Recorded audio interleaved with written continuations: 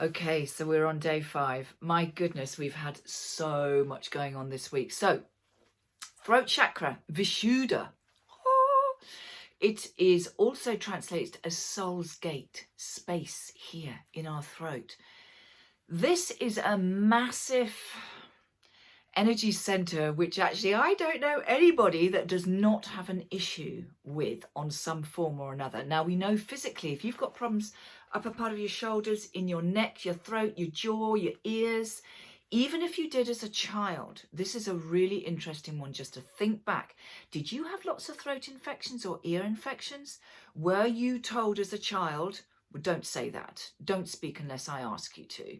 You know, blah, de, blah, de, blah. How often were we told that? No, you can't do that. Yeah? So we grow up as adults feeling and knowing that it's actually not really safe to speak up. So we shut up. And I am the recipient of this. I had to work really hard and for quite a long time to actually let go of a lot of the shizzle, should we say, that I've experienced with this in so many ways. And I'll talk to you more about that because I think a lot of you will probably relate to this. So throat chakra, our place of expression, but it's not just about us speaking. It's about us listening, hearing. Okay, the whispers from the soul. What are we not listening to? What do we feel that we're shoving down here? Are you speaking up for yourself or not? Are there some people that you think it's really easy to say what I want to say there in that conversation? And other conversations you'll have with people and you think, there's no way, because I'm scared about saying what I feel or whatever it is. One thing with Vishuddha is that we want to step back into our power. It is your divine right to speak up for yourself. I always say whenever we're speaking, we want to make sure that we're speaking from our intuition, from our wisdom, but also from our place in our heart. We don't want to be speaking from the solar plexus because that's when it's aggressive, it's nasty. That's not the way to effectively communicate. So it is an art. I truly believe this is an art to learn how to communicate effectively to get what you want. So today, what I'd really like you to do is to think about a conversation that you may have been wanting to have with somebody and work out, and we can talk about this more tonight, what it is that's holding you back from having that conversation.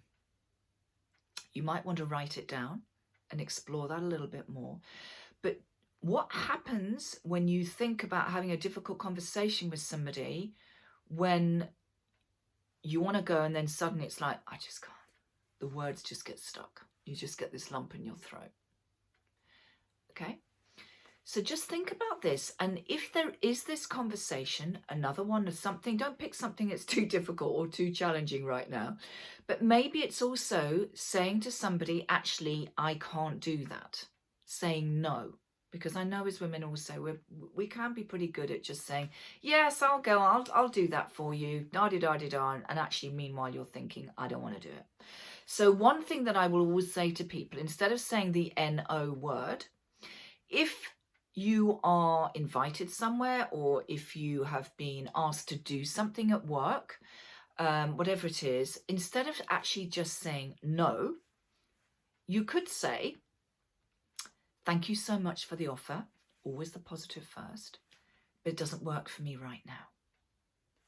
Cut. You don't have to justify it. You just put that out there. It's not aggressive. It's much easier than saying N-O. So I really want you just to start exploring this because I know this is a massive issue for so many people. So really want you to think. And also this is about you talking to yourself as well. What are the conversations that you're having with yourself? How do they feel? Are they feeling a bit negative? What is it that you keep repeating to yourself that you're thinking, I really want to change that because that belief, that thought is actually really not true. So really thinking today about Vishuddha. If you have any physical problems that are constantly reoccurring around this area, that will definitely be saying to me that you've been carrying this energy within your body, your throat, for so long that you're not listening to, that it's actually coming out in those physical problems and saying, you got to start listening because this is not right. Okay.